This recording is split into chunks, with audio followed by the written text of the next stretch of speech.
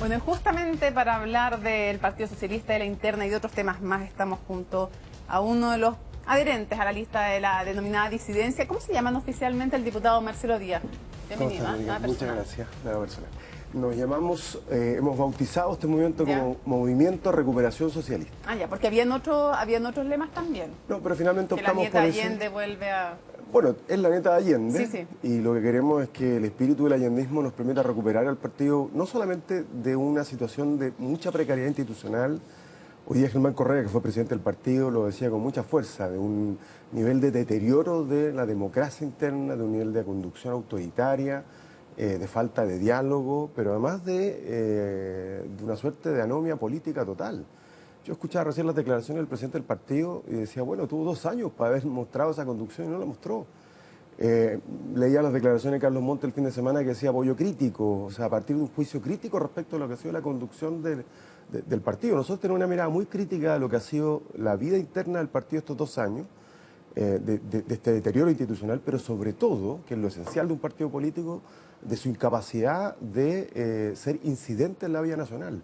Hemos hecho una declaración, que es la necesidad de armar una coalición lo más amplia posible para enfrentar a la derecha, pero no nos hemos movido más allá de la declaración, no hemos dado un solo paso correcto ni asertivo en esa perspectiva. Y por el contrario, el Partido Socialista ha sido un partido que no ha estado instalando debates. Pero perdón, ¿hay algún partido de la oposición que haya estado instalando temas en el debate?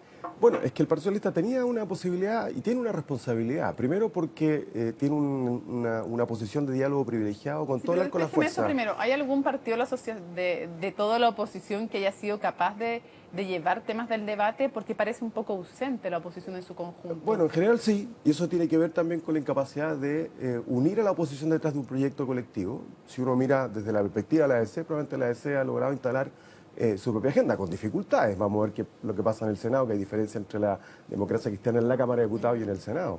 Pero nosotros no podemos mirar hacia el lado, ver que el resto del pasto no está tan verde para pensar que el nuestro está más verde. ¿Y por qué Maya Fernández, o qué le falta a Álvaro Elizalde? ¿En qué se equivocó a su juicio Álvaro Elizalde que no logró instalar, si es que usted cree que es responsabilidad de él, al Partido Socialista como incidente o con materias propias en el debate nacional? Mira, yo creo que sí, siempre es responsabilidad el que conduce, sobre todo cuando él asume una presidencia con el respaldo de un 80%, donde muchos de los que hoy día estamos detrás de Maya Fernández lo respaldamos a él.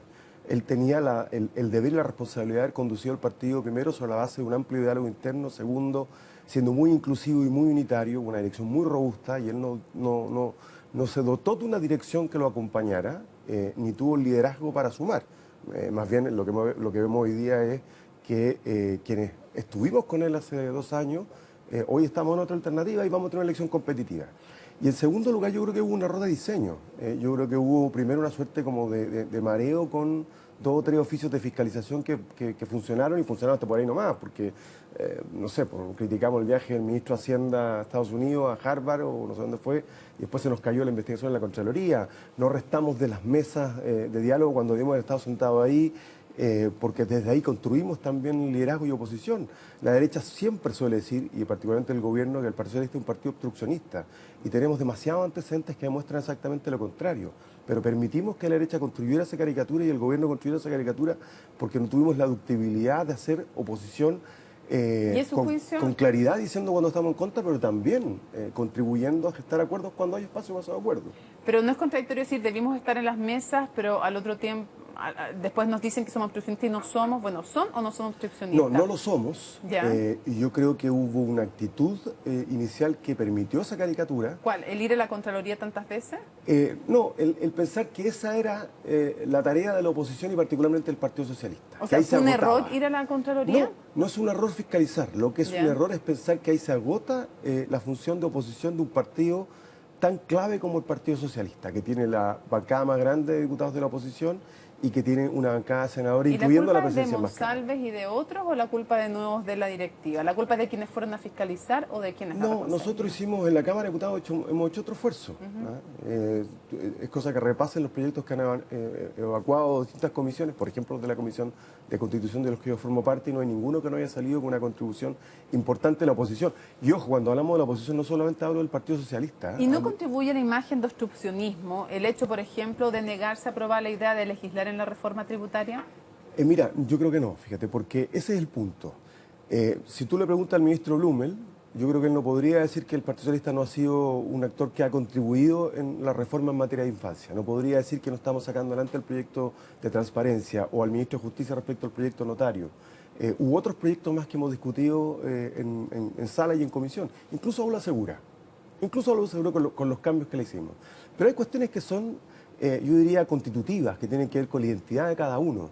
Nosotros no estamos disponibles para una reforma tributaria que sea regresiva respecto de lo que avanzamos en el gobierno de la presidenta Bachelet. Y sobre ese tipo de cosas es bueno que la gente sepa cuando uno con claridad está en contra de determinadas ideas del gobierno. Pero no hay ninguna forma de caricaturizar al Partido Socialista diciendo que en el año y tanto de gobierno del presidente Piñera hemos estado siempre diciendo que no. Yo mismo estuve el lunes en el lanzamiento del proyecto de reforma integral a la salud que anuncia el gobierno. Y creo que tiene cosas buenas y tiene cosas que vamos a tener que discutir. Porque la fuerza que tiene la oposición y su debilidad al mismo tiempo es que al no tener el gobierno mayoría en el Congreso está obligada a dialogar con nosotros. Y nosotros debiésemos ser capaces de utilizar esa capacidad para influir. Y en la reforma previsional, ¿hacer qué? Aceptar en el fondo, aprobar una idea de legislar, aunque no se separe lo del pilar solidario del resto, aunque no se separe el proyecto, o simplemente rechazarlo. Yo lo dije y lo he dicho en otras ocasiones, a diferencia de la reforma tributaria, yo creo que en materia previsional nosotros tenemos que aprobar la idea de legislar, pero ser muy claro y muy consciente y muy transparente de cara a la opinión pública. ¿Y por qué no van a hacer lo mismo? ¿Por qué no se aplica en una cosa que en lo mismo que en la otra? Porque no es lo mismo. Porque en materia tributaria, si se aprueba la reforma que el gobierno está impulsando, lo que vamos a tener es una disminución de la capacidad del Estado de financiar políticas sociales. Y vamos a tener una regresión en términos de equidad tributaria. Y podemos tener a los más ricos de Chile con más beneficios tributarios y más cargas sobre la clase media. Voy a ponerte un ejemplo. Nosotros vamos a plantear como bancada de diputados del Partido Socialista que las plataformas culturales, Spotify, Netflix, Apple TV, no tengan impuestos. Porque significa grabar como ya se graban los libros, los pocos accesos a bienes culturales que pueden tener los chilenos. O sea, la reforma tributaria le carga la mano a la clase media y alivia, con la pretensión de que va a dinamizar el crecimiento, al 1% de mayores ingresos. En materia previsional, probablemente no vamos a hacer la reforma que nosotros quisiéramos hacer. Y hay que tener claro, porque estamos en la oposición, pero no podemos negarle, no sé, una reforma, un aumento del 10% de las pensiones básicas solidarias. Creo que esa oposición inteligente es la que el Partido Socialista debió haber sido capaz de liderar y no hemos hecho. Diputado, quiero llevarlo a algunos temas de la contingencia. Quiero saber si usted está satisfecho con las explicaciones que dio y qué le pareció la reunión del senador Letelier con el fiscal Abbott. Mira, yo lo he dicho, no me parece suficiente, creo que no basta con decir dime y direte, yo creo que él debiese ser mucho más concreto, mucho más explícito. A mí en general no me gustan las reuniones del poder político con autoridades que tienen funciones de carácter investigativo, ya sea el Poder Judicial o en este caso el Ministerio Público. Había una causa abierta por nombramientos irregulares. Así es. Que es la causa que después de la reunión se le saca al fiscal Arias y al fiscal Moya. Dice el senador Letelier, lo dijo aquí, que él no tenía idea de ninguna de las causas abiertas. ¿Es posible pensar que en noviembre, cuando se reúne con Abbott, no sabía que se llevaba una causa por nombramiento? Eso podría no haberlo sabido, no lo sé. Pero, estaba en la prensa. Por eso digo, no basta con que él diga que fue a hablar sobre dimes y diretes, porque eso no significa Dice nada. que eso fue sobre la tensión interna entre jueces y fiscales. Bueno, creo que es incorrecto, que no corresponde. No veo cuál puede ser el aporte que un parlamentario puede hacer yendo a conversar con el fiscal respecto de una causa que se encuentra en plena investigación y que involucra al Ministerio Público y al Poder Judicial. Que él dice que no fue a hablar de la causa, que no sabía de ella, que fue a hablar de la tensión entre ambos grupos. La verdad que no me parece suficiente, no me resulta una explicación que sea satisfactoria ni para los ciudadanos ni tampoco para el Partido Socialista, por más que el propio senador le moleste, porque es la verdad, en el Partido Socialista la explicación que él ha entregado no ha sido considerada suficiente y yo creo que los ciudadanos deben pensar exactamente lo mismo. ¿Su reunión ha sido entendida como una presión? No se hace como una presión, no hay un juicio, pero claramente la explicación no es suficiente. Insisto, no basta con decir que fui a hablar sobre dime y direte, porque detrás de esa expresión coloquial tiene que haber un contenido específico de lo que se habló, de lo que se dijo, de lo que se pidió, lo que no se pidió.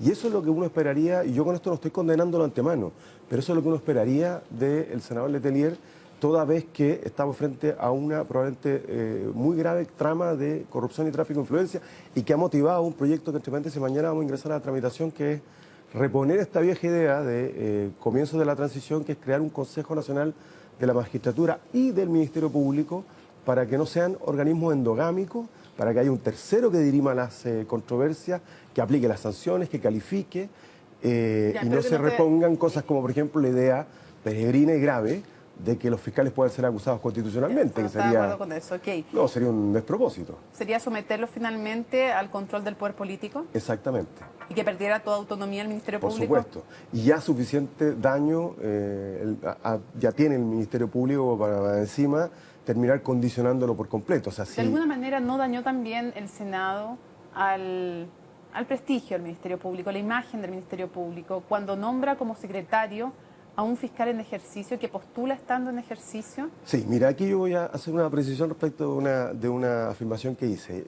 A mí no me gusta esta idea de que los fiscales regionales, haciendo una finta a la ley, postulen de una fiscalía regional a otra, porque no era el espíritu de la ley. Y prefiero que busquen oportunidades laborales fuera de la fiscalía una vez que han cumplido su tiempo máximo.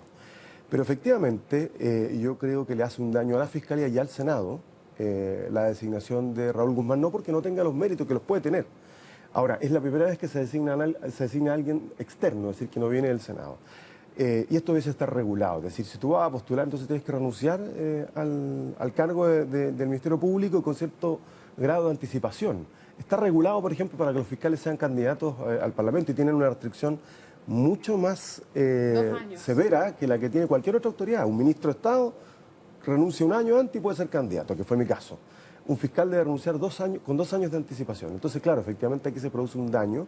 De hecho, yo entiendo, por ejemplo, que el fiscal Guzmán no estuvo hoy día, sigue estando en ejercicio del cargo, a pesar de ya estar designado en el Senado, y es una situación anómala. O sea, cambió de opinión.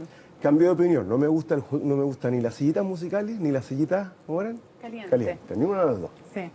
Quiero llevar a otro tema. Tenemos los antecedentes también. Nos gusta dar crédito siempre cuando ocurre, los ha dado a conocer Radio Bio Bio. Tenemos los antecedentes también, que en la denuncia que hace el fiscal Sergio Moya por 4 potenciales delitos en contra del fiscal Emiliano Arias, una de las cosas que aparecen son WhatsApp entre el ministro del Interior, que en ese entonces no lo era abogado, entre Andrés Chadwick y el alcalde de Rancagua, hablando de un apoyo, un tuit que se debiera producir porque era injusto lo que estaba viviendo el fiscal regional Emiliano Arias y que al ser sancionado por la Fiscalía Nacional en el marco de la investigación por los incendios y por lo que él había dicho de las empresas eléctricas.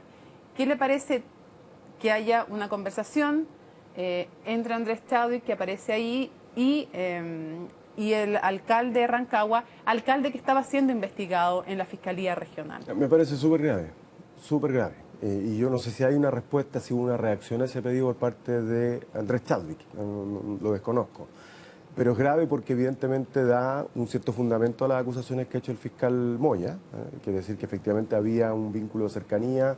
Esto es parte de una investigación que entiendo se le asignó hoy día a un fiscal regional, pero evidentemente es muy grave. Y eso obliga, yo leí así las declaraciones del Ministerio de Justicia hoy día, o lo que el Ministerio de Justicia hizo trascender, a una revisión completa de los procedimientos de nombramiento tanto de jueces como de fiscales. Porque si nosotros no somos capaces de detener la grave crisis institucional, la grave crisis de prestigio institucional, que ya vive la política, que ya vive el Congreso, pero que hoy día se extiende al Ministerio Público, a la Contraloría, a los tribunales de justicia, el riesgo de una crisis mayor del sistema político chileno no es algo que esté lejos de ser imaginado. Ahora, yo quiero aclarar que, según Radio Bio Bio, es el alcalde, es Chadwick el que le pide un tuit a Soto para ¿Es Chadwick a Soto o Soto a Chadwick? Según Radio Bio Bio es Chadwick que le pide a Soto que haga un tuit. La verdad es que de lo que uno lee de estas conversaciones de WhatsApp es difícil tener tan 100% claro quién le pide a quién, pero lo que uno sí puede decir es que hay un intercambio de mensajes en que se habla de un tuit para apoyar a Emiliano Arias porque consideran que es injusto el trato que ha recibido de parte de la Fiscalía Nacional al ser sancionado. Es que no corresponde, eso es lo que te digo, ¿no? Aquí hay un deber de prudencia, puede que no esté legislado, que no esté regulado, puede que Andrés Chadwick a la fecha no haya sido ministro, pero era el jefe de campaña de ya a esta altura presidente electo, por lo menos candidato presidencial. No, era candidato. Candidato presidencial. Sí. Pero abril de 2017. Bueno, pero juega un rol político, fue senador por la región de O'Higgins. Yo creo que probablemente no hay un hecho ilegal, sin tener mayor antecedentes, pero claramente hay una conducta imprudente. Imprudente, insisto, en un contexto grave, y es que todas estas cosas, primero, hay que dejar de pensar que pueden permanecer en el anonimato, en algún momento se saben. Y segundo, dañan la ya golpeada legitimidad de las instituciones. Yo quiero insistir, no quiero ser catastrofista, pero nosotros estamos al borde de una crisis de legitimidad y de una crisis institucional mayúscula, y no nos estamos haciendo cargo, entre otras cosas, porque nos cuesta tener el coraje de hacer los cambios institucionales. Por ejemplo, que todos los procedimientos de nombramiento sean de una institución tercera. Segundo, que vamos a presentar un proyecto, regular la audiencia pública, que todo el que tenga que ser nombrado por el Senado pase por escrutinio público. Se nos acabó el tiempo, le agradecemos mucho que nos haya acompañado en Marca Registrada.